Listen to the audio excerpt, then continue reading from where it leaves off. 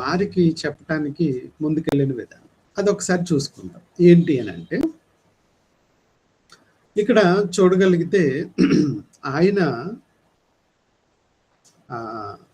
దాసుడైన అబ్రహాము, ఆయన దాసుడైన అబ్రహాము వంశస్థులారా,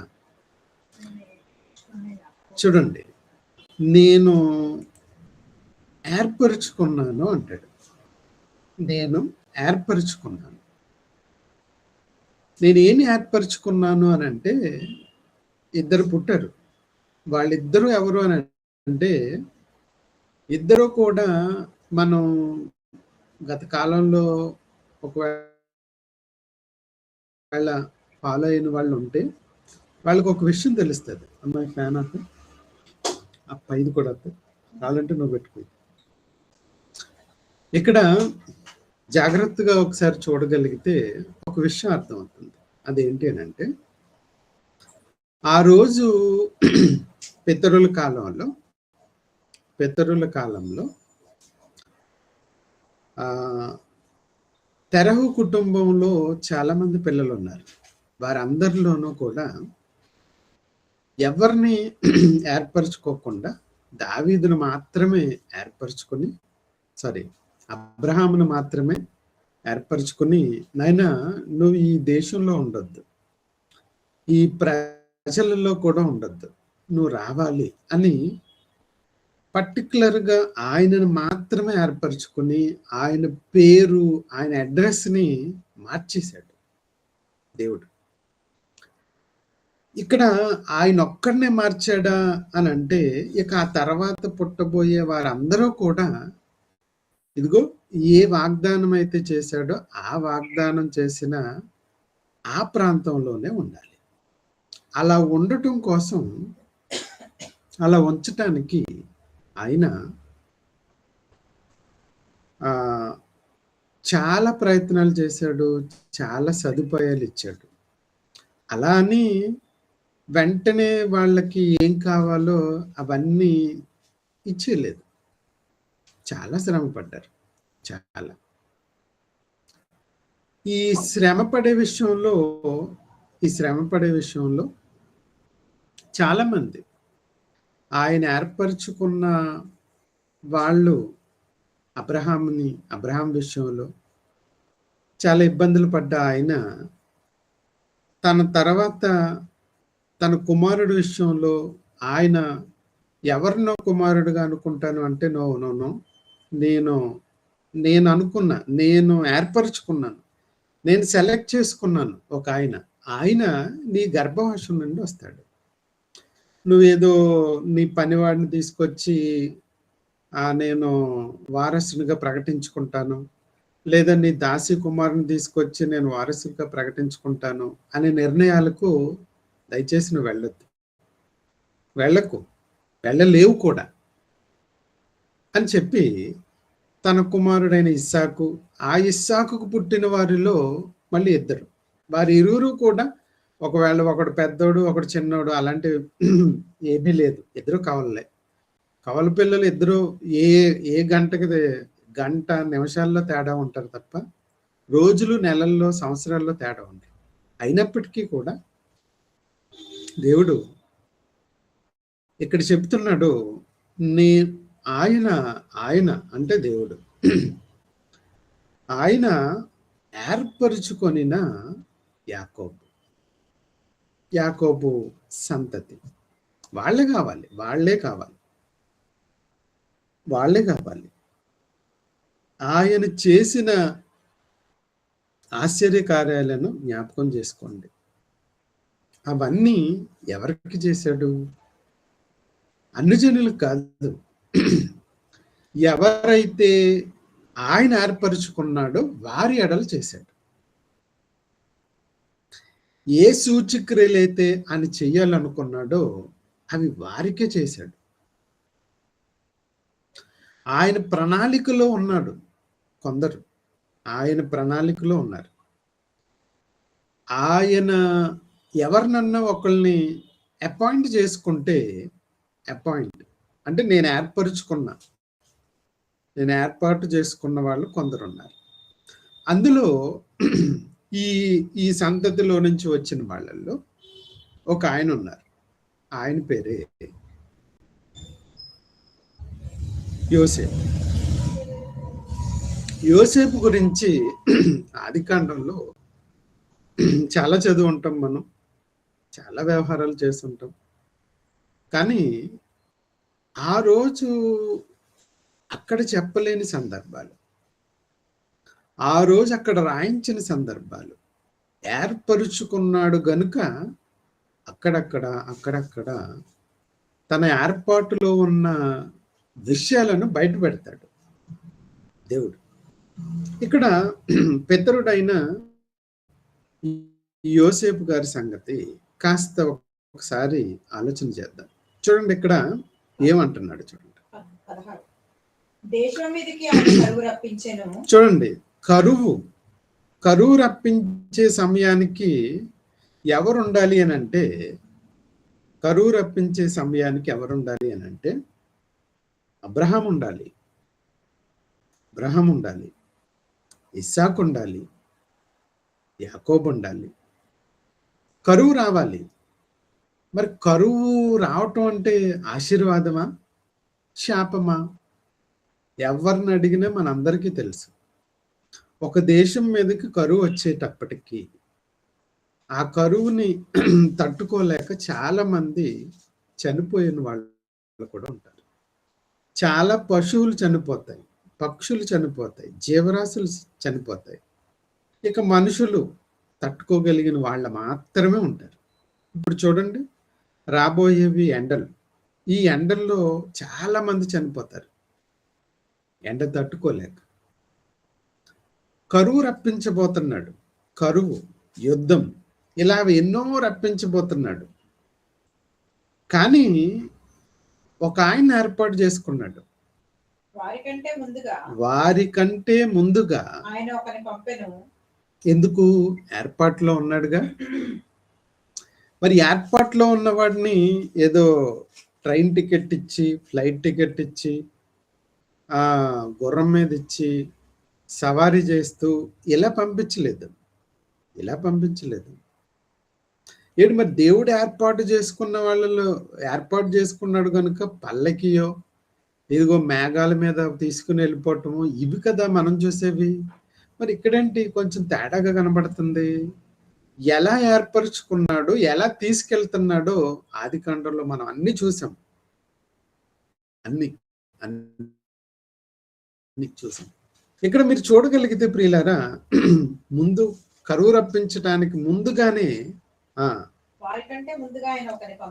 ఒకరిని పంపెను. అమ్మపడ్డాడు, దాసుడుగా అమ్మపడ్డాడండి.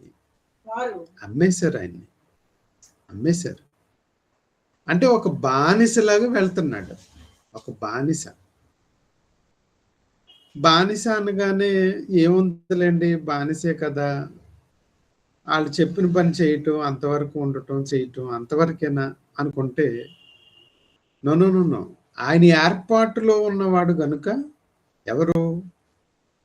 ఆయన ఏర్పాటులో యోసేపు ఉన్నాడు. ఆ ఏర్పాటులో ఉన్న వ్యక్తికి ఏమేం జరుగుతాయో ఇక్కడ చెప్తున్నాడు. చూడండి ఒకసారి. అంటే సంకెళ్ళు వేసి బంధించేశారు, బందీగా ఉంచేశారండి. సంకెళ్ళు వేసి బందీగా ఉంచేశారు. ఎవరిని? అంటే కాళ్ళు నొప్పిగా ఉన్నాయి. అంటే ఆ సంకెళ్ళ చేత ఏర్పరచబడ్డవాడు, దేవుని చేత ఏర్పరచబడిన వ్యక్తి గనుక ఏమంటున్నాడు చూడండి ఇక్కడ. ఇనుము అతనిని బాధ పెట్టేసిందట. ఇనుము అతనిని బాధించెను. ఎవరైనా? ఇక్కడ మీకు ఒక విషయాన్ని చెప్తాను ప్రియులారా. ఇక్కడ ఒక విషయాన్ని మీరు నోట్ రాసుకోగలిగిన ఒక విషయాన్ని చెప్తాను. దేవుని ఏర్పాటులో ఉన్న వాళ్ళకి ఏం జరుగుతాయి? ముందుగా తెలుసా? దేవునికి ఇవన్నీ ముందుగా తెలుసా అనంటే మనమేమనుకుంటాం? మనకి ఒకవేళ బైబిల్ మీద అవగాహన ఉన్న వాళ్ళకి కాస్త ఆలోచన చేసుకొని ఒక్కసారి ఆలోచన చేయండి. అబ్రహాము తన ప్రాంతంలో ఉన్నప్పుడు పని వాళ్ళతోటి చక్కగా చాలా చక్కగా ఉండేవాడు. ఎలాంటి ఇబ్బందులు లేవు. ఎప్పుడైతే అక్కడి నుంచి ఇక్కడికి రాగానే కరువొచ్చింది. కరువు రాగానే ఐగుప్తుకెళ్ళాడు. తన భార్యని భార్య అని చెప్పుకోవటానికి కూడా ఇబ్బంది పడ్డాడు. ఇస్సాకు సమయంలో కరువొచ్చింది. మళ్ళీ ఇబ్బంది పడ్డాడు. నీళ్లు సరిపోలేదు పరిస్థితి. యాకోబు సమయంలో తినటానికి కూడా తిండి లేని పరిస్థితి ఏర్పడింది. పొరుగు రాజ్యం వెళ్తే తప్ప ఆహారం దొరకలేని పరిస్థితి. ఆలోచన చేయండి ఒకసారి. ఎంతగానో ఇబ్బంది పడుతున్నారో ఒక్కసారి ఆలోచన చేయండి. వీళ్ళందరూ ఎవరు అంటే వాళ్ళ వాళ్ళ పేర్లతో దేవుడే పిలువబడ్డాడు. వాళ్ళ పేర్లతో. ఏమన్నా తెలుసా? అబ్రహాము దేవా, ఇస్సాకు దేవా, యాకోబు దేవా. మరి వాళ్ళ పరిస్థితి ఏంటి? వాళ్ళ పరిస్థితి ఏంటి అని అంటే చాలా దారుణం. అలాగే ఇక్కడ పరిస్థితి యోసేపుది.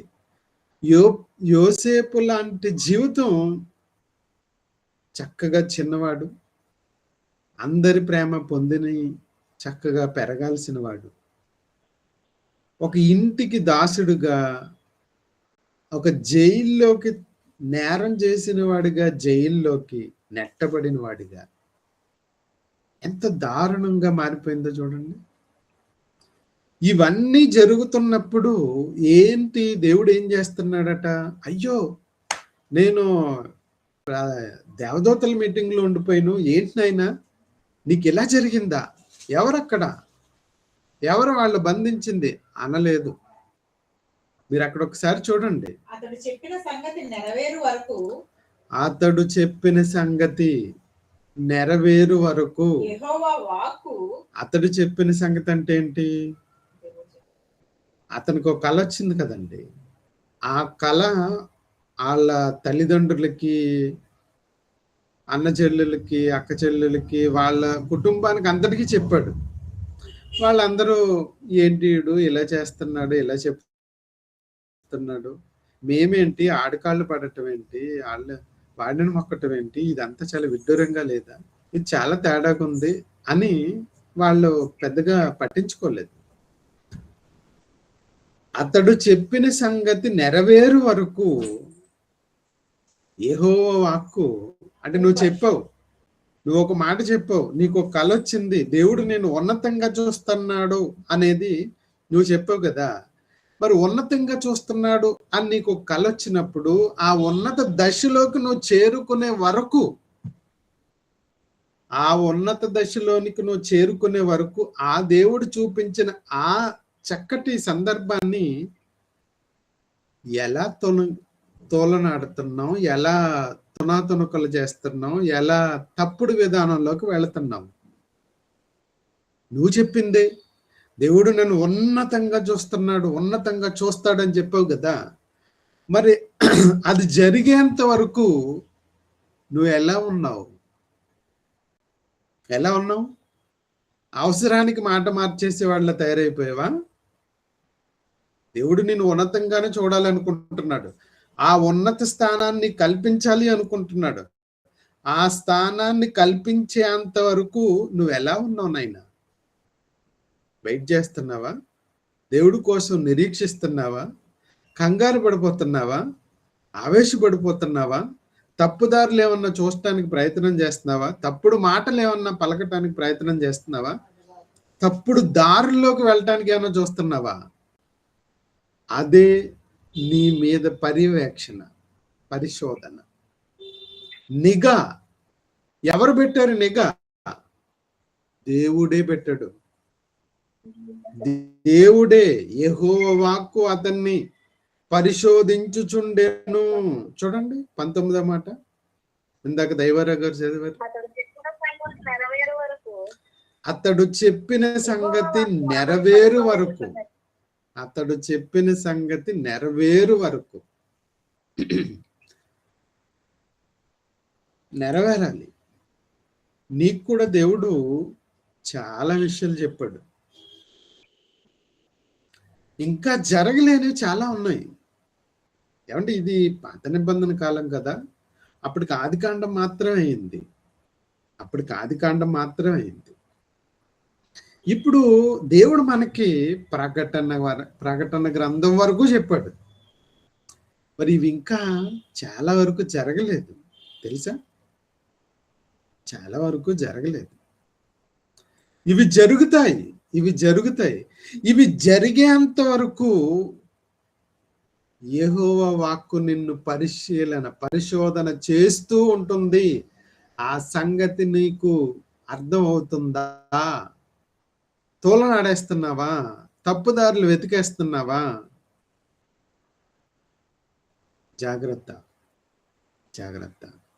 ఎంతకీ నిన్ను అసలు దేనికోసం ఎంచుకుంటారో తెలుసా? దేవుడు లేదా క్రీస్తు వారు నిన్ను అసలు దేనికోసం ఎంచుకుంటారు? ఒక్కసారి చూస్తారా? ఒక్కసారి మనమందరం చూడాలి. ఈవేళ మనమందరం చూడాలి. చూడండి ఒకసారి. యేసుక్రీస్తు వారే ఆయన కోసం, ఆ రోజు ఆయన కోసం ఓ వ్యక్తిని ఏర్పాటు చేసుకున్నారు. ఆ వ్యక్తి ఎలాంటి వాడై ఉంటాడు, ఏం చేస్తాడు అనే సంగతి చెప్తున్నాడు. అననీయ అనగానే పలికాడండి. అననీయ అనగానే పలికాడు. పలికి చూడండి ఒకసారి అపోస్తుల కార్యాలు 9వ అధ్యాయం చూడండి ప్రియులారా. చక్కటి సందర్భం. మనం అందరం కూడా బైబిల్ తెరిచి ఈయన ఎంత సన్నిహితంగా ఉన్నాడో చూడండి. ఈయన ఇప్పుడు మనం మాట్లాడుకుంటున్న ఒక ఆయన ఉన్నారు కదా, అననీయ అని అనగానే చూడండి ఈయన అంటే ఎంత, ఎవరు మీరు, ఎందుకు వచ్చారు, ఏమి అనట్లేదు. ఏంటి నాతో పని ఏంటి, ఇవేమి అనట్లేదు. అననీయ ఎస్ చెప్పండి ప్రభు, ఇదిగో నేనున్నా, ఏంటి పని, ఏంటి పని ఏమన్నా ఉందా నాతోటి? ఉందనాయన, నువ్వు ఈ తిన్నది అనబడిన వీధికి వెళ్ళాలి. అక్కడ యోధ అనే ఒక ఆయన ఉంటాడు. ఆ ఇంటికి వెళ్ళి నువ్వు అడుగు. ఆ ఇంటికి వెళ్ళు. అక్కడికి వెళ్ళి, ఏమంటే మీరు ఒకసారి ఆలోచన చేయండి, అసలు ఈ తార్సువాడైన పౌలునే డైరెక్ట్ గా అననీయ ఇంటికి చేర్చుకోకుండా యోధాను వాని ఇంటి చేర్చటం ఏంటి, మళ్ళీ ఈయన అక్కడికి పంపించటం ఏంటి, ఏంటండి ఇది? అంటే ఎలా, చాలా మందికి ఇది ఎలా ఉంటది అని అంటే, వాళ్ళే ఎలా చేయటం ఎందుకు, అలా చేయటం ఎందుకు అని వాళ్ళే ఏ పని ఎవరికి నిర్ణయించబడిందో వాళ్ళు చేస్తారు. ఇప్పుడు యోధాకి ఈ తార్సువాడైన పౌలుని చేర్చుకునే బాధ్యత ఇచ్చారండి. ఇలా ఇచ్చిన తర్వాత ఈ పౌలు అక్కడ ఉన్నాడు. అక్కడ ఏం చేస్తున్నాడు? నార్మల్గా లేడు, ప్రార్థన చేయుచున్నాడు. ఇదిగో అతడు ప్రార్థన చేయుచున్నాడు. నువ్వు అక్కడికి వెళ్ళయ్యా. వెళ్ళిన తర్వాత అతని గురించి విచారణ చేయి. ప్రభువా, మీకు ఒక విషయం తెలుసా? అననీయ అంటున్నాడు, ప్రభువా మీకు ఒక విషయం చెప్తాను, ఏమనుకోకండి, నేను చెప్తున్నానని ఇది అవ్వకండి. అసలు ఈ మనుషుడు ఎలాంటాడో మీకు తెలుసా? యెరూషలేములో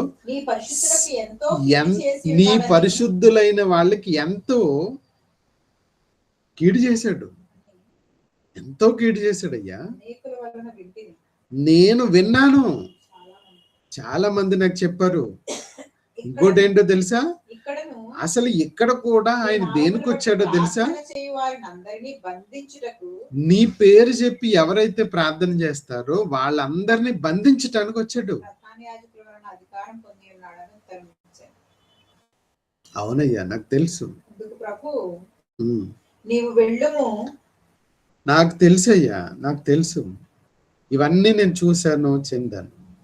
ఇప్పుడు విషయం ఏంటో తెలుసా, విషయం ఏంటో తెలుసా, నీకు ఒక విషయం చెప్తాను, నువ్వు వెళ్ళు. ఓకే ప్రభు, ఏంటి, ఏం చేయమంటారు? అన్యజనుల ఎదుటను, ఇదిగో ముగ్గురిని చెప్తున్నాను, అన్ని జనులు, రాజుల ఎదుట, ఇశ్రాయేలీల ఎదుట నా నామం భరించాలి. ఇతడు నేను ఏర్పరచుకున్న సాధనమై ఉన్నాడు. ఇతను ఎవరు అనుకుంటున్నావు, ఇతను ఎవరు అనుకుంటున్నావు? బంధించడానికి వచ్చాడు, హతమార్చడానికి వచ్చాడు, హింసించడానికి వచ్చాడు అని నువ్వు అనుకుంటున్నావా? నన్ను కాదు. ఇతడు నిలబడతాడు, ఇప్పుడు నిలబడతాడు, నా కోసం నిలబడతాడు. రాజుల ఎదుట, అన్యజనుల ఎదుట, ఇశ్రాయేలీల ఎదుట నిలబడతాడు, నా నామాన్ని భరిస్తాడు అంటూ క్రీస్తు వారు మరొక మాట చెప్పారు. ఏంటో తెలుసా, నా నామము కొరకు ఎన్ని శ్రమలను అనుభవింపవలెనో, ఎన్ని శ్రమలు అనుభవింపవలెనో నేను అతనికి చూపెదను, నేను అతనికి చూపిస్తాను. అమ్మో, ఇప్పుడు మీరు చాలా మంది చాలా చోట్ల, అంటే ఒక వ్యక్తిని దేవుడు ఎవరి కోసం దేనికోసం ఏర్పాటు చేసుకుంటాడో మీకు అర్థమవుతుందా? చాలా మంది రాంగ్గా చెప్పేశారు, అమ్మా నీది వ్యాధైనా రోగమైనా అన్నీ పోతాయి, వచ్చాయి చెప్పుంటారు. చాలా మంది అలాగే వచ్చేసి ఉంటారు. అమ్మా ఒకవేళ నిజంగా అలా ఎంచుకున్న వాడైతే ఇది ఇక్కడ ఎక్కడ నీకు ఇప్పుడు నేను చెప్పిన దాఖలాలు ఉన్నాయే, వీళ్ళల్లో ఏ ఒక్కరికి కూడా, ఇప్పుడు నేను చెప్తున్నాను చూసారా, నేను చెప్పిన వాళ్ళల్లో ఇప్పటి వరకు,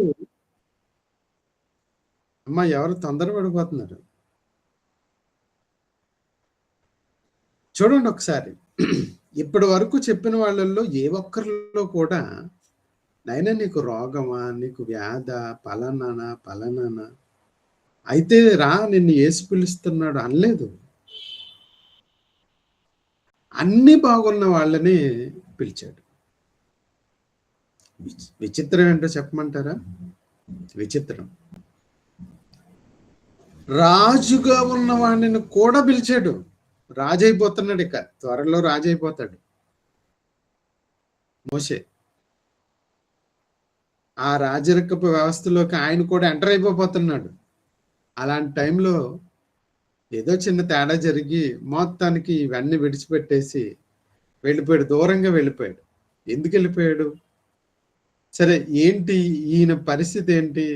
ఇక ఇలాగా గొర్రెలు మేపుకోవటం, ఈ పిల్లల్ని కంటం, ఇక సరదాగా చక్కగా అలా జీవితాన్ని అలా గడపటం చాలా చక్కగా ఉంది. అప్పుడు దేవుడు రానాయనా అన్నాడు. ఎక్కడికి ప్రభువా అన్నాడు.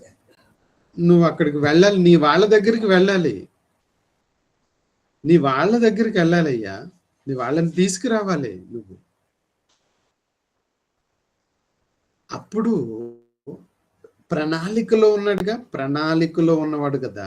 ముందు చాలా సాకులు చెప్పాడు, నాకు మాట రావటం రాదు, నాకు పలకటం రాదు, నేను వెళ్తే అసలు ఫరో ఊరుకుంటాడా, రకరకాలు చెప్పాడు.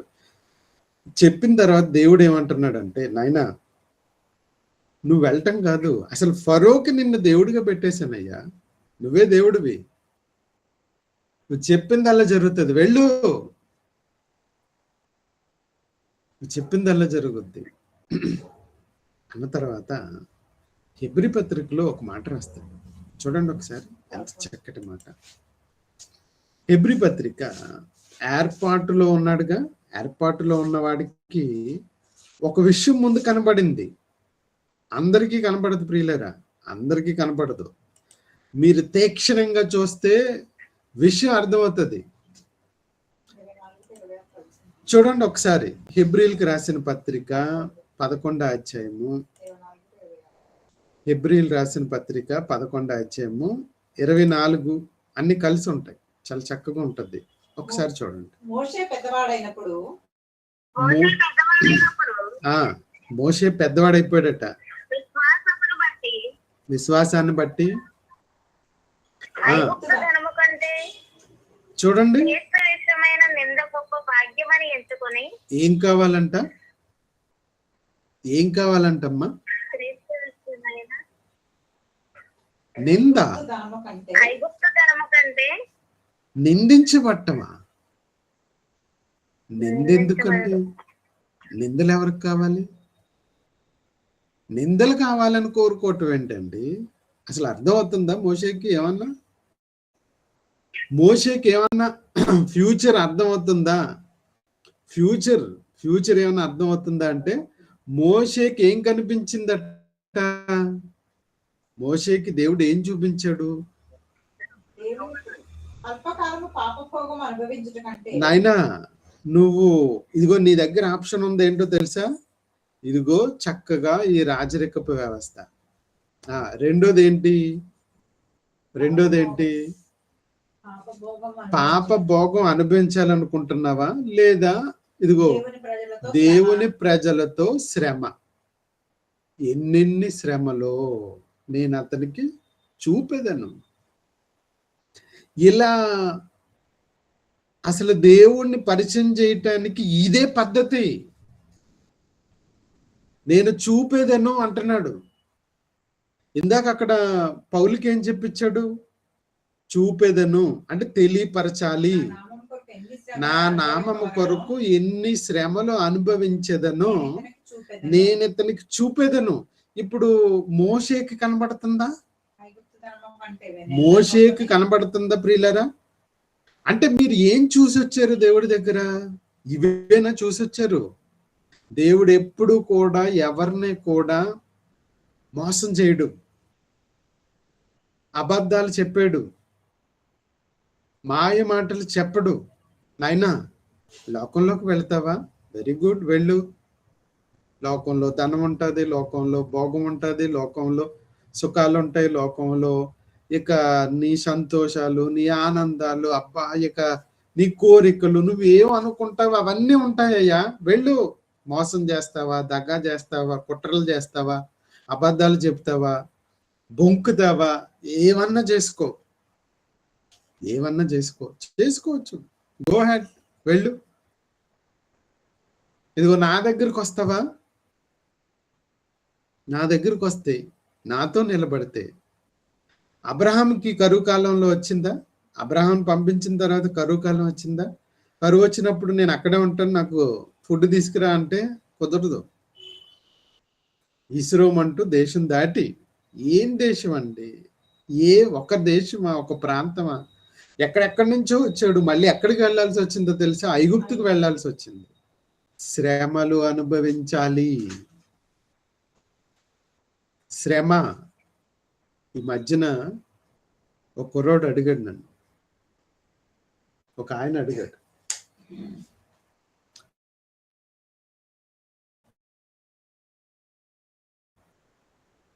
అసలు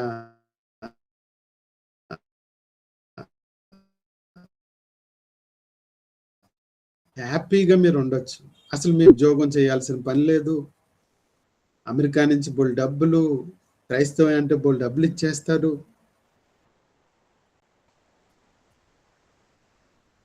మీకు ఏం అక్కర్లేదు కదా, అసలు మీరు ఎందుకు ఇంత ఇలా ఉండాల్సిన అవసరం ఉంది?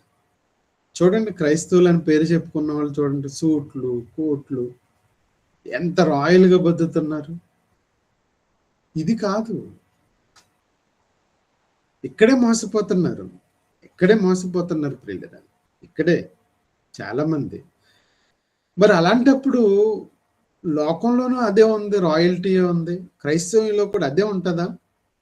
అప్పుడు చెప్పాను నేను, నో నాయన, క్రైస్తవ్యం అది కాదు, అది కాదు. ఇక అలాంటప్పుడు ఇక లోకంలోనూ ఉండొచ్చు కదా, లోకంలో ఉన్నా క్రీస్తులో ఉన్నా ఇక ఏ ప్రాబ్లం లేదు. అలాంటప్పుడు దీంట్లోకి రావటం ఎందుకు? ఎన్నెన్ని శ్రమలు అనుభవించవలెనో నేను అతనికి చూపేదను. అంటే నువ్వు చూపించావా? దేవుడైతే చూపించాడండి, ఆ యేసుక్రీస్తు అయితే చూపించారు. అక్కడ మోషేకు కూడా చూపించాడు.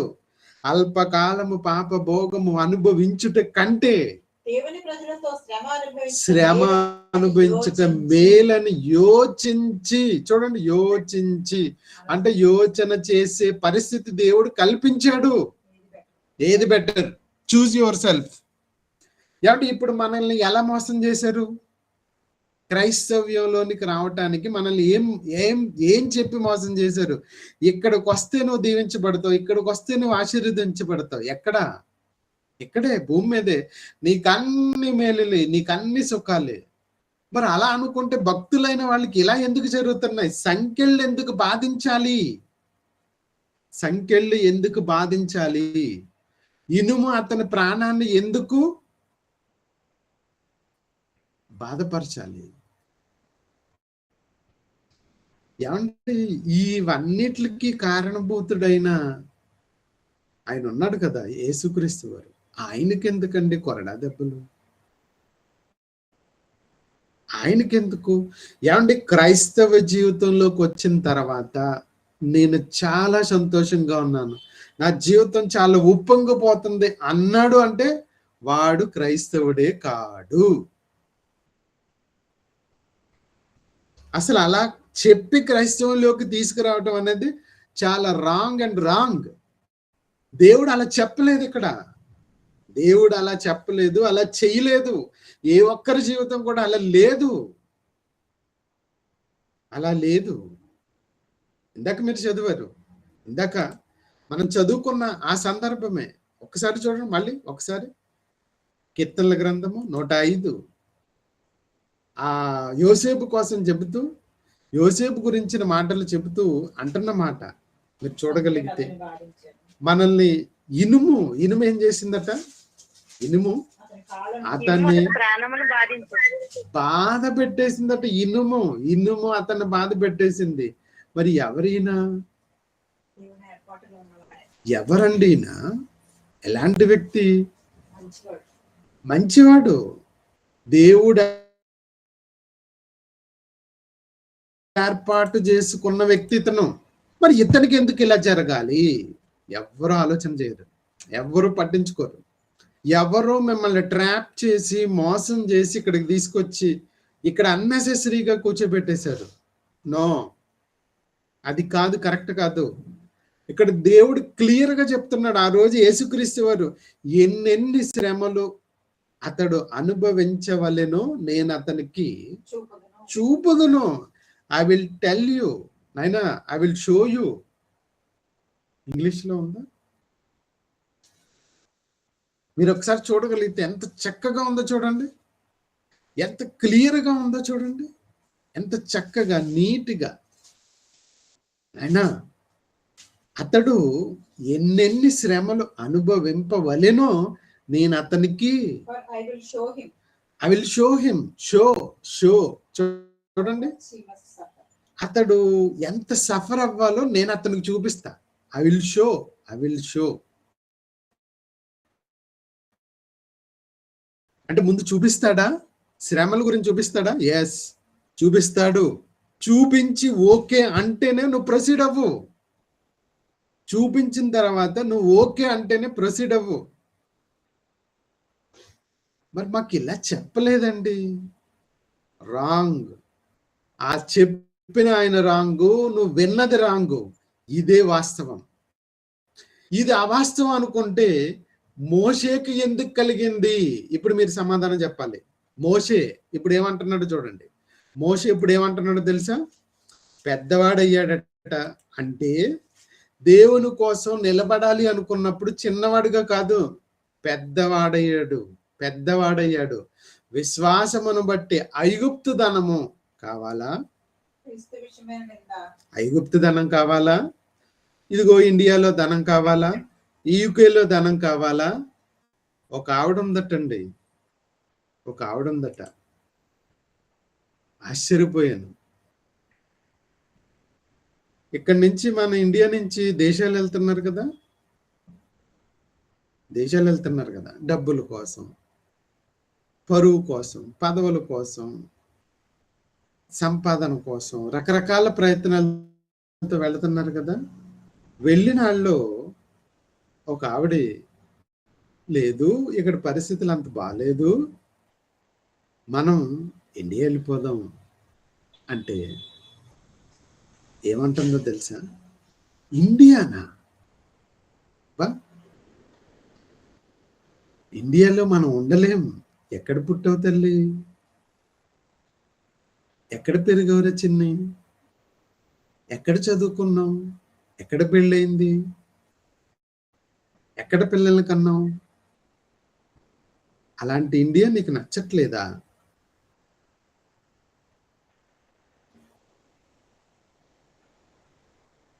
ఇప్పుడు ఆ యుద్ధం వస్తుందిగా, యుద్ధం వస్తుంది కదా, లబో దిబో అంటున్నారు.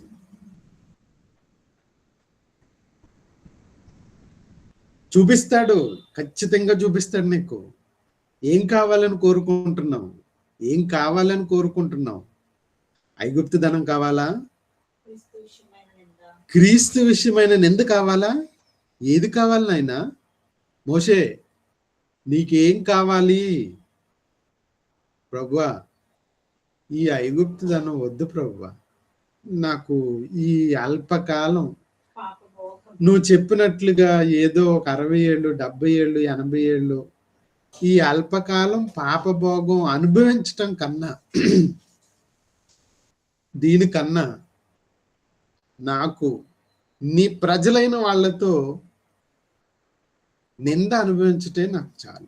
దేవుని ప్రజలతో శ్రమ అనుభవించటం మేలని యోచించి ఎన్నెన్ని శ్రమలు అనుభవించవలెనో ఇతనికి చూపించాడా, చూపించలేదా? చెప్పండి. ఇప్పుడు అదే యోచించి అంటే ఆలోచించాడు. అదే ఇదా ఇప్పుడు మీరు ఆలోచన చేయాలి ప్రియులరా. ఒక్క నిమిషం, ఇక్కడ లైన్ కట్ అయిపోయిందమ్మా, కొంచెం ఒక్క చిన్న బ్రేక్.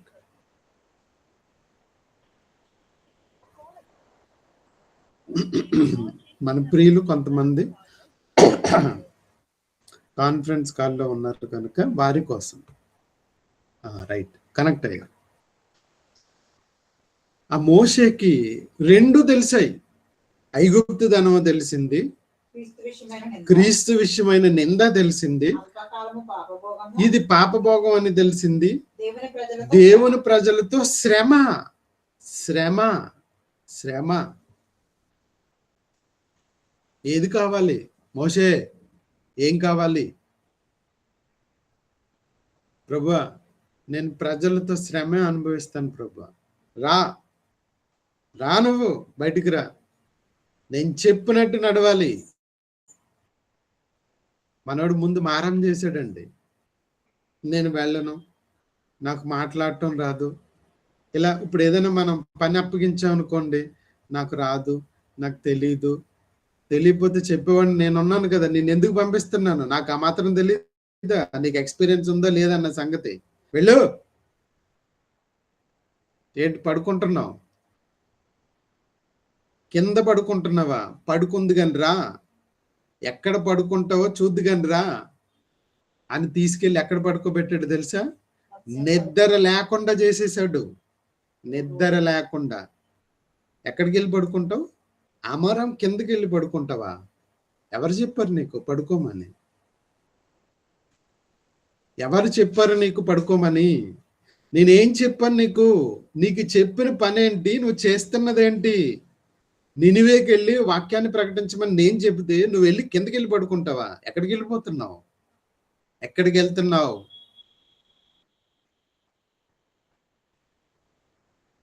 ఓ సోమరిపోతు అని లేపారండి ఒక ప్రవక్తగా ఉన్న వ్యక్తిని. అర్థమైపోయింది నేను ఏర్పాటులో ఉన్నవాడిని, నేను ఏర్పరచబడిన వాడిని. ఈ తుఫాను దేవునికి వ్యతిరేకంగా నేను వెళుతున్నాను గనుక ఇదిగో నాకు అడ్డంగా వచ్చింది, నన్ను వేసేయండి, నన్ను వేసేయండి, ఈ తుఫాను ఆగిపోద్ది. ఎస్, చెప్పినట్టు జరిగింది. వేసేసారండి, సముద్రంలో వేసేసారు. ఇక నేను అగాధంలో ఉండిపోయిన అనుకున్నాడు. నో, కాదు, అగాధంలో ఉండిపోయిన అనుకున్నాడు. 3 రోజుల పాటు మత్స్యం కడుపులో ఏం చేశాడో తెలుసా? నిద్ర లేకుండా చేసేసాడు. ఆయన పని చెప్పినప్పుడు నువ్వు పడుకోవటానికి ఇష్టపడుతున్నావా? ఆయన పని చెప్పినప్పుడు నువ్వు విశ్రాంతి తీసుకోవటానికి ఎక్కడికెక్కడికో తిరగటానికి ప్రయత్నం చేస్తున్నావా?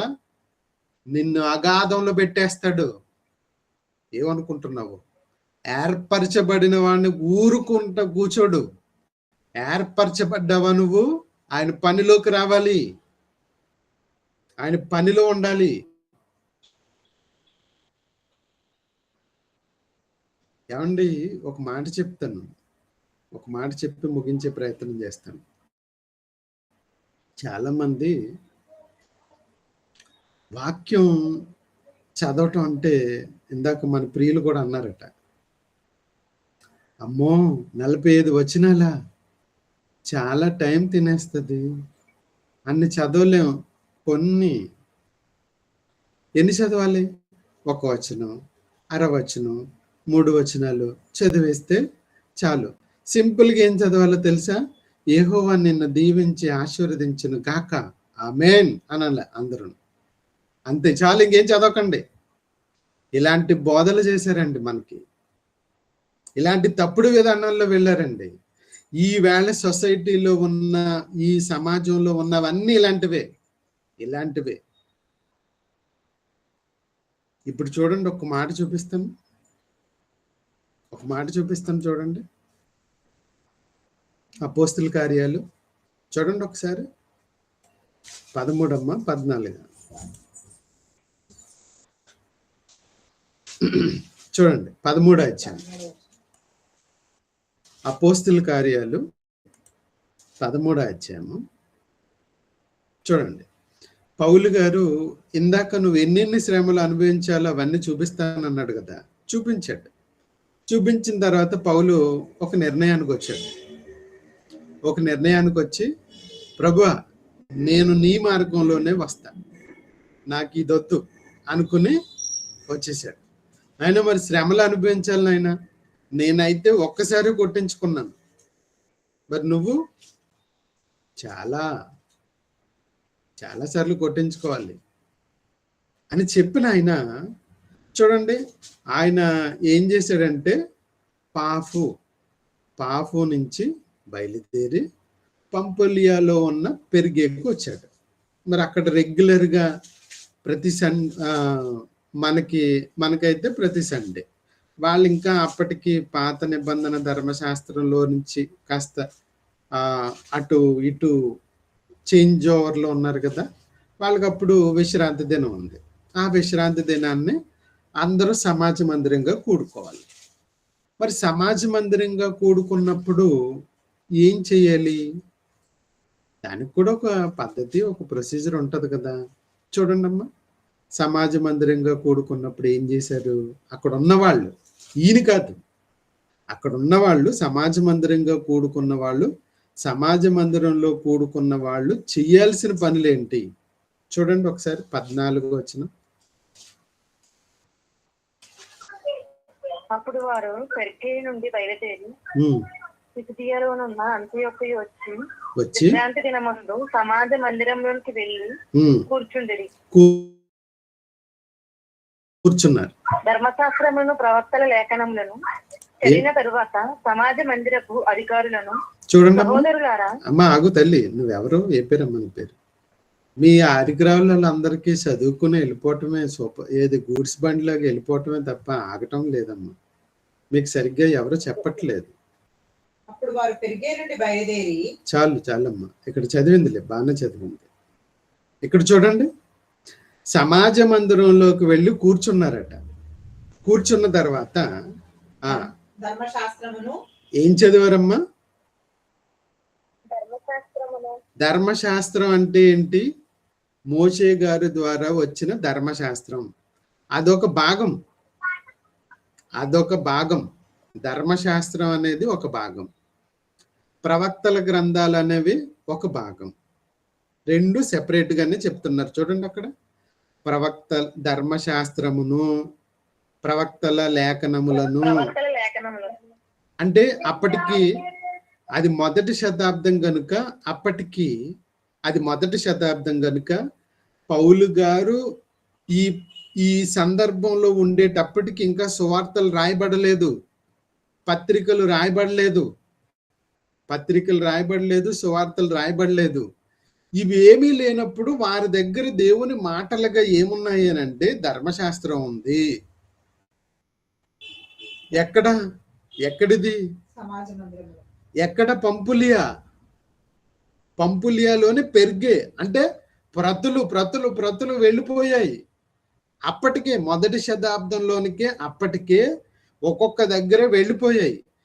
వెళ్ళిపోయిన దగ్గర ధర్మశాస్త్రం ఉంది, ప్రవక్తల లేఖనాలు ఒక్కొక్క ప్రతి ఉంటే దాన్ని ఏం చేస్తున్నారమ్మా? ప్రవక్తల లేఖనాలను చదివిన తరువాత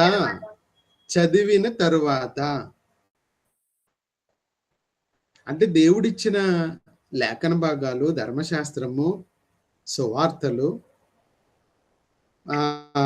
పత్రికలు చదవాలా వద్దా?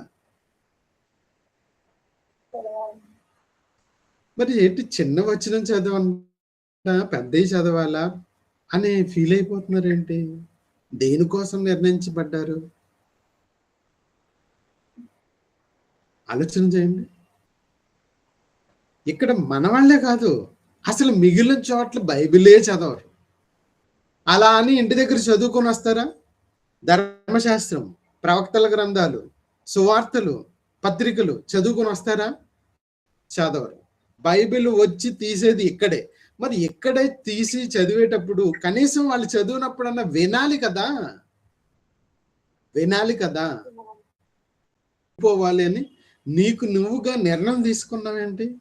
నువ్వు ఏర్పరచబడిన వాళ్ళు ఖచ్చితంగా రావాల్సిందే. వెళ్ళిపోవడానికి నీకు ఎక్కడ అధికారం ఉంది? You are appointed. నువ్వు ఏర్పరచబడిన వాడు రావాల్సిందే. మేము రామ్. ఎవరితో చెప్పుకుంటారో చెప్పుకోండి. మేము ఎందుకు రావాలి? మాకు బోల్డ్ పనులు ఉంటాయి, మాకు విశ్రాంతి కావాలి, మాకు కోరికలు ఉంటాయి, మాకు ఇవన్నీ పరితగించి ఇవన్నీ వదిలిపెట్టి విడిచిపెట్టేసి కాదు లేదు లోకం వద్దు అనుకునే కదా నువ్వు దీనికి వచ్చావు. క్రీస్తు వారు ప్రార్థన చేసుకోవడానికి వెళ్ళారట. ఉదయం క్లాసులో జాయిన్ అయితే తెలుస్తుంది, రేపు కూడా చెప్తాం. చూడండి, ఆయన మీరు ఇక్కడ ప్రార్థన చేయండి, నేను కాస్త రాయి విసిరేంత దూరంలో నేను అక్కడ ప్రార్థన చేసుకుంటాను అన్నాడట. వీళ్ళు ఏం చేశారో తెలుసా? వెళ్ళిపోయారు. ఆయన వెళ్ళి ప్రార్థన చేసుకుంటున్నాడు, వీళ్ళు వచ్చేటప్పుడు పడుకున్నారు. పడుకోవటమేనండి ఇంకా పని. ఎక్కడ చూడండి చిన్న ప్లేస్ దొరికితే చాలు నిద్ర. మెలకుగా ఉండలేవా? ఇప్పుడు నేను ఏర్పాటు చేసుకున్నాను చూసావా? నేను ఏర్పాటు చేసుకున్నాను, మీరు ఏర్పాటు చేసుకున్నారేమో, మీరుగా మీరు ఏర్పాటు చేసుకుంటున్నారేమో. కాదు, ఒకవేళ నువ్వు దేవుడే నిన్ను ఏర్పాటు చేసుకున్నాడని నీకు అనుకుంటే నువ్వు ఎలా ఉంటావో తెలుసా? ఎన్నో శ్రమలట, ఎన్నో.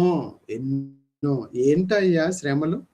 ఏంటి పౌలు గారు, ఏంటి మీ శ్రమలు ఏంటి? మీ కథ ఏంటి? మీ వ్యవహారం ఏంటి? నాకేం అర్థం కావట్లేదు. ఏంటి శ్రమలు అంటున్నారేంటి? ఎవరి కోసం, దేనికోసం శ్రమలు? ఒకసారి చెప్పండి. చాలాసార్లు చెప్పాం మన వాళ్ళకి.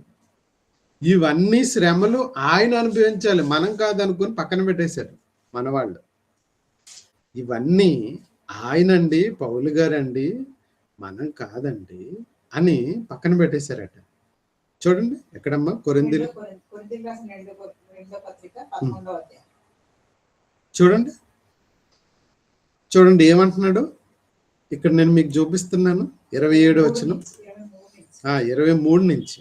వారు క్రీస్తు పరిచారకుల వెలివాని వలె మాట్లాడుచున్నారు, నేను మరి ఎక్కువగా క్రీస్తు పరిచారకులను మరి విశేషముగా ప్రయాసపడితిని, మరి అనేక పర్యాయములు చెరసాలలో ఉంటిని, అపరిమితముగా దెబ్బలు తింటిని, అనేక మారులు ప్రాణాపాయములలో ఉంటిని, యూదుల చేత 5 మారులు ఒకటి తక్కువ 40 దెబ్బలు తింటిని, ముమ్మారు బెత్తములతో కొట్టబడితిని, ఒకసారి రాళ్లతో కొట్టబడితిని, ముమ్మారు ఓడ పగిలి శ్రమపడితిని, ఒక రాత్రి మగళ్ళు సముద్రంలో గడిపి తిని, అనేక పర్యాయములు ప్రయాణములలోను, నదుల వలనైన ఆపదలలోను, దొంగల వలనైన ఆపదలలోను, నా స్వజనుల వలనైన ఆపదలలోను, అన్యజనులమైన ఆపదలలోను, పట్టణములు ఆపదలోను, అరణ్యములు ఆపదలోను. ఎన్నమ్మా ఎన్ని ఏంటివి అన్నీ? కూరగాయల లిస్ట్ అనుకుంటున్నారా? లేకపోతే మీరు మనం ఏదన్నా దైవ కార్యక్రమం అనుకుంటుంటే ఒక లిస్ట్ రాసేస్తారు చూసారా? ఇవి కావాలి, అవి కావాలి, ఇవి కావాలి, సామానాలు రాసేస్తున్నారు కదా, అదా ఇవి? అవి కాదు తల్లి, అవి కాదు. అమ్మమ్మ వెజిటేబుల్స్ అయితే మాకు వద్దండి, మేము ఎవరూ తినమండి. అమ్మ ఆహా, ఇక్కడ చూడు చిట్టి తల్లి, ఇక్కడ ఏమంటున్నాడు చూసావా? ఇక్కడ ఏమంటున్నాడో తెలుసా? ఆపద, బెత్తాలు, ఆకలి,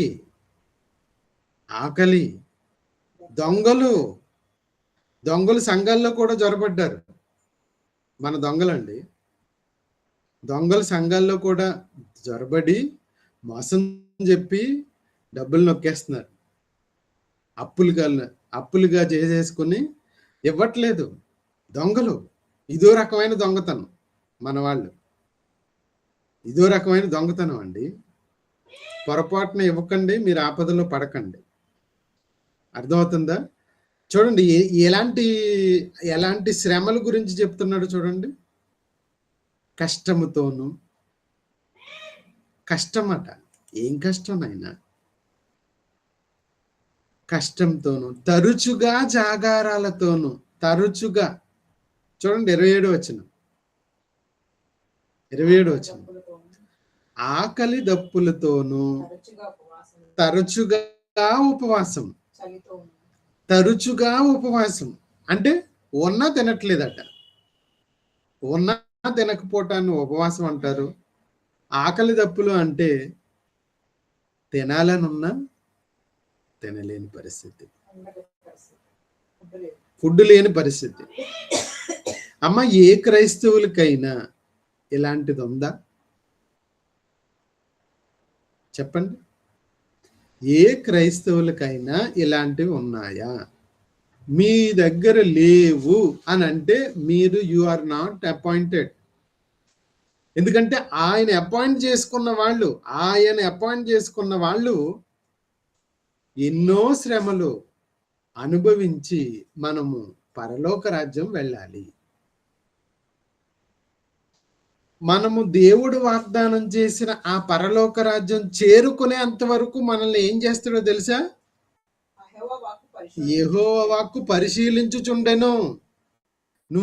నీకు చెప్పబడినవన్నీ కూడా ఆ రోజు యోసేపు గారికి కలలో వచ్చినవి ఏవైతే ఉన్నాయో అవన్నీ జరిగేంత వరకు కూడా ఆయన యెహోవా వాక్కు పరిశోధన చేస్తూ ఉన్నది. ఈవేళ మనకి చెప్పబడిన మేలులు, దీవెనలు, ఆశీర్వాదాలు ఏవైతే ఉన్నాయో అవన్నీ కూడా జరిగేంత వరకు జరుగుతాయి. జరిగేంత వరకు కూడా మనకి ఏం జరుగుతుందో తెలుసా? యెహోవాకు మనల్ని పరిశోధన చేస్తూ ఉంటుంది.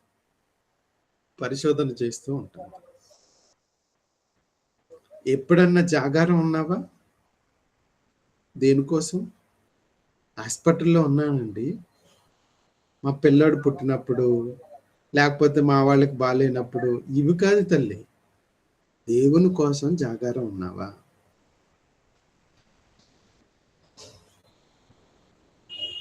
ఆకలి దప్పులతో ఉన్నావా? దిగంబరత్వంతో ఉన్నావా? చలితో ఉన్నావా? ఏమంటే చలండి, మేము మీటింగ్కి రావాలంటే కష్టం అండి. మరి ఏం కావాలి? ఎండలో పెట్టావు అనుకోండి, అమ్మ ఎండ అండి. మరి సరే వర్షం, అమ్మ వర్షం అండి. మరి ఏం తీసుకురమ్మంటావు చెప్పు? ఎండ అంటే ఎండ అంటావు, వర్షం అంటే వర్షం అంటావు, చలి అంటే చలి అంటావు. ఏం కావాలి నీకు? ఏం కావాలి? ఏ టైంలో పెట్టమంటావు? తరచుగా జాగారాలు, చలులు, ఇవన్నీ ఇంకా చెప్పాల్సినవి అనేకములు, ఇంకా చెప్పాల్సినవి అనేకములు. వీటన్నిటి కోసం నేను ఎప్పుడు నిర్ణయించబడ్డానో తెలుసా తిమోతి? నీకు ఒక విషయం తెలియాలి తిమోతి, నీకు ఒక విషయం తెలియాలి. ఇవన్నీ వాళ్ళ కోసం రాయబడ్డాయని నువ్వు అనుకుంటున్నావేమో. కాదు తిమోతి. నా తల్లి గర్భంలో నేను పడినది మొదలుకొని నన్ను ప్రత్యేకపరుచుకున్నాడు. దేనికోసమో తెలుసా? దేనికోసం అయ్యా నేను ప్రత్యేకపరుచుకున్నది? దేనికోసం? తల్లి గర్భంలో పడినది మొదలుకొని నన్ను ప్రత్యేకపరిచి, అది ఇర్మియా కోసం రాసుకున్నది, ఆ ఇర్మియా కోసమే జరిగింది అని మనం అనుకుంటున్నాం. నో. ఇక్కడ చూడండి, పౌలు గారు తిమోతికి ఉత్తరాన్ని రాస్తూ, నేను అపాయింట్ చేయబడ్డానయ్యా. దేనికోసమో తెలుసా?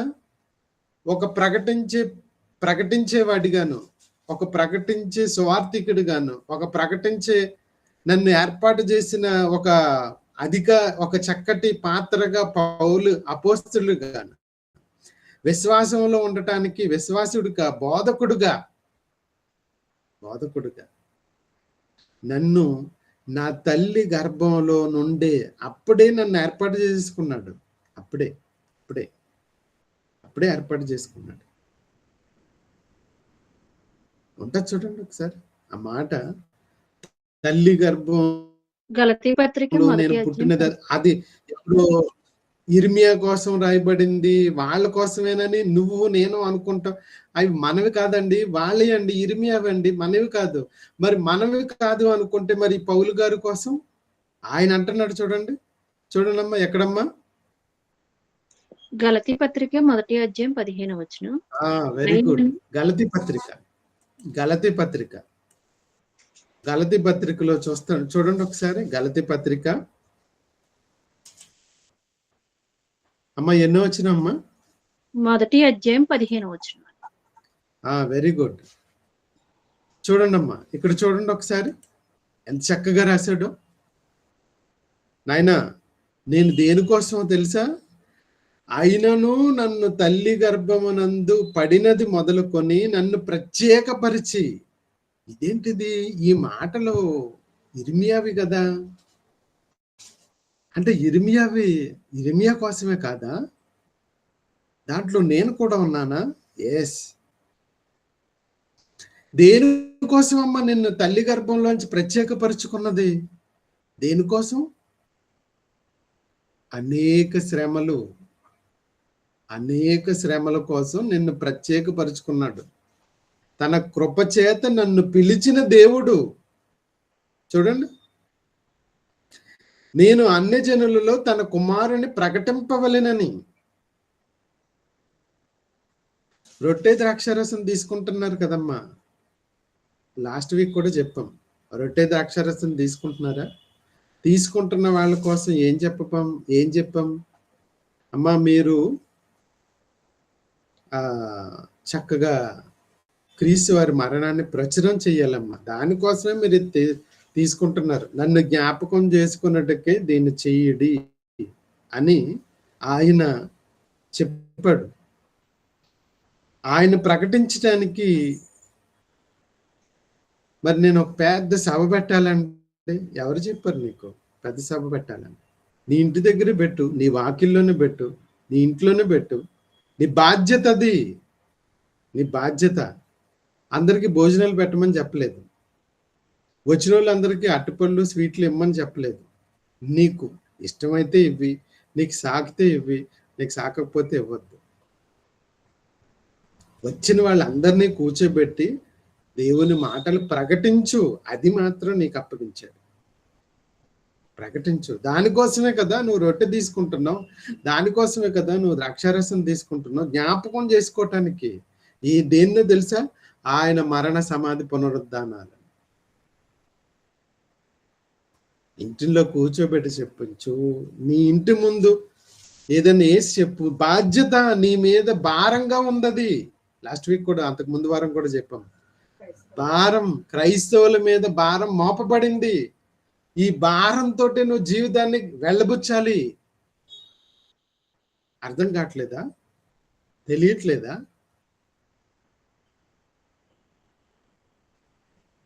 ఏర్పరచబడిన వారందరూ ఇలానే ఉన్నారు.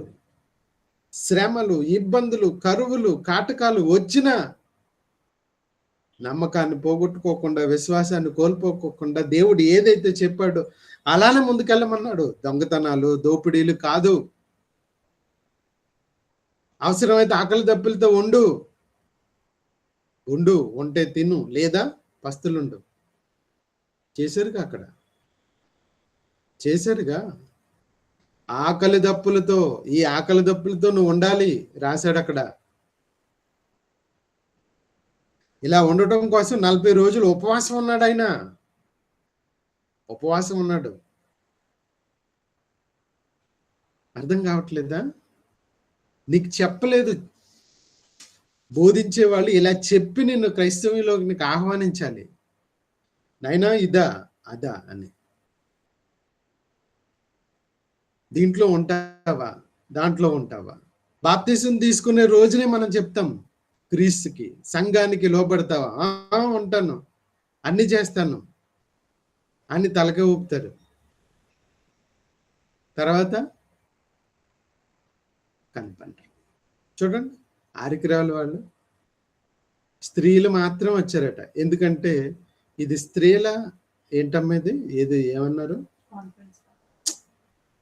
ఇప్పుడు ఏదో పండగ అని చెప్తున్నారు. ఉమెన్స్ డే అంటున్నారు. కాబట్టి ఉమెన్సే జాయిన్ అవుతాం. మగవాళ్ళకి మాకు చాలా పనులు ఉన్నాయి, మాకు చాలా చాలా పనులు ఉన్నాయి, మేం జాయిన్ అవ్వం. మాకు అవ్వదు. మేము సంపాదన, మా ఇంటిని సంపాదించాలి, మా గృహాన్ని సంపాదించాలి, మా కుటుంబాన్ని నిలబెట్టాలి. ఆ తర్వాత నిన్ను తరివి బయటికి నెట్టేస్తారు. అప్పుడు నువ్వు అలో అని బయటకు వచ్చేయాలి.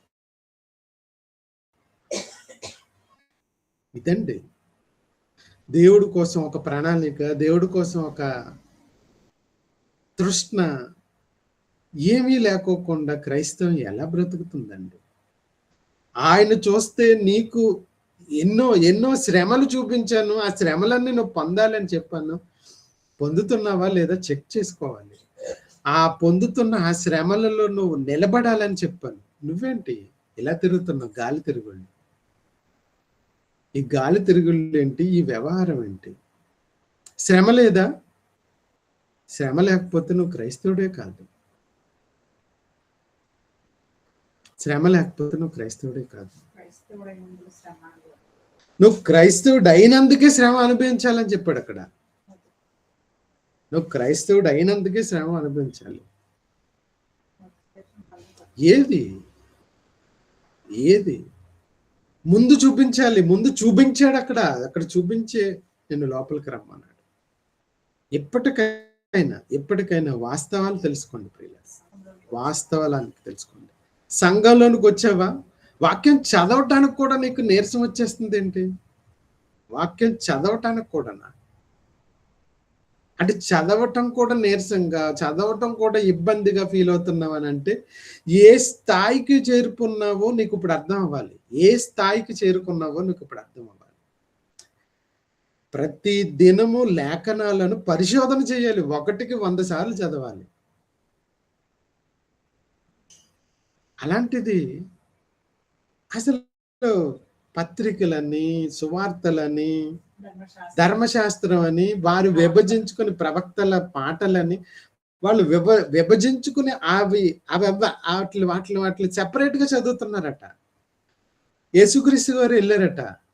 తాను పెరిగిన నజరేతుకి. అంటే ఇక్కడ పౌలు గారిది కదండి, మరి మనది కాదు అన్నట్టుగా వదిలేస్తారని యేసుక్రీస్తు గారు అక్కడికి వెళ్ళారట, నజరేతుకి వెళ్ళారట. ఆయనకి ఏమి ఇచ్చారు? యెషయా గ్రంథం చేతికిచ్చి చదవమన్నారట. అంటే ఇప్పటికీ అర్థం కాలేదా? అక్కడ చదివే అలవాటు ఉందయ్యా, చదువుతున్నారయ్యా. నువ్వేంటి అసలు వాక్యమే వద్దు, వాక్యమే వినిపించొద్దు, చదవద్దు, పాటలొద్దు, వాక్యం వద్దు. ఏం కావాలి మరి నీకు? ఏం కావాలి? ఏమీ వద్దు, ఏది వద్దు మనకి. ఎలా మారిపోయారు చూడండి. ఒకానొక రోజు వస్తుంది, ఆ రోజున నువ్వెవరివో నాకు తెలియదు అంటాడు. నువ్వెవరివో నాకు తెలియదు, నిన్ను చూడలేదు అంటాడు. ఆ పరిస్థితి నీకు నాకు రాకుండా ఉండాలి అని అంటే ఆ క్రీస్తు వారు చూపించిన శ్రమలలో పాలి భాగస్థుడు కావాలి. ఈ విషయాలు తెలిసిన మొదటి శతాబ్దపు క్రైస్తవ్యం ఏం చేశారో తెలుసా? ప్రతి దినము లేఖనాలను పరిశోధన చేస్తూ, ప్రతి దినం ప్రార్థించుచు, తప్పక కూడుకొనుచు, తప్పకుండా అంటే ఎక్కడ ఇర్రెగ్యులారిటీ లేదు, ఎక్కడ ఎగ్గొట్టేటలు లేవు, తప్పక కూడుకొనుచు, రొట్టె విరుచుచు, ప్రార్థన చేయొచ్చు, ఎడతెగక ఉన్నారు. అదే కావాలి, అదే ఉండాలి, అదే జరగాలి. అలా జరగటానికే నిన్ను ఏర్పాటు చేసుకున్నాడు, అలా జరగటానికే నువ్వు అపాయింట్ చేయబడ్డావు. అంతే తప్ప నీ కార్యక్రమాలు, నీ వ్యవహారాలు వాటికి ఫుల్ స్టాప్ పెట్టాలి, వాటిని పక్కన పెట్టాలి. అవి కాదనుకునే కదా నువ్వు ఇక్కడికి వచ్చావు. వచ్చిన తర్వాత కూడా మళ్ళీ లోకం వైపు ఎందుకు చూస్తున్నావు? చూడటానికి వీలే లేదు. జాగ్రత్త, ముందుకెళ్ళే ప్రయత్నం చేద్దాం, ప్రార్థన చేసుకుందాం. మమ్మల్ని మిక్కిలిగా ప్రేమించిన మా కన్న తండ్రి అయిన దేవ, వేద గ్రంథంలో మా కోసం మీరు చెప్పిన ఎన్నో మాటలు విస్మరించిన మేము సుఖాల కోసం, ఆనందాల కోసం, ఏవేవో వాటి కోసం వెంపర్లాడుతూ సమాజం ఎటో వెళ్ళిపోతుంది నాయన. మీరు చూపించిన విధానం వేరు, ఇక్కడ వీళ్ళు అర్థం చేసుకున్న విధానం వేరు, తేడా జరుగుతుంది. ఒక్కసారి కనువిప్పు జరిగించడానికి, మీ మాటల్ని ఎత్తి చూపించడానికి ఈ చక్కటి వేదిక, ఈ చక్కటి పరిస్థితులు మాకు కల్పించినందుకు వందనాలు చెల్లించుకుంటూ, ఇప్పటికైనా మారి మీరు అనుకున్న విధంగా మీ ఏర్పాటులో ఉన్న మేము చేయాల్సిన పనులు, మేము చేయాల్సిన బాధ్యతలను ఒక్కసారి తలపోసుకుని ముందుకెళ్ళగలిగే భాగ్యాన్ని మాకు, మా ప్రియులకు అందించమని కృపలో భద్రపరిచి మమ్మల్ని మీ రెక్కల చాటున కాచి కాపాడుతూ ఈ రాబోయే రోజుల్లో మీ కొరకు మేము చేయాల్సిన శ్రమ, మేము చేయాల్సిన పనులు ఉన్నతంగా జరిగించి ముందుకు సాగగలిగే భాగ్యాన్ని మాకు, మా ప్రియులందరికీ కల్పిస్తామని, మీరే మాతో ఉండమని, మీ ఆలోచన మాలో పుట్టించమని క్రీస్తు వారి పేరటి ప్రార్థన అడిగి వేడుకుంటున్నాం తండ్రి. ఆమేన్. అందరికీ వందనాలు, సెలవు.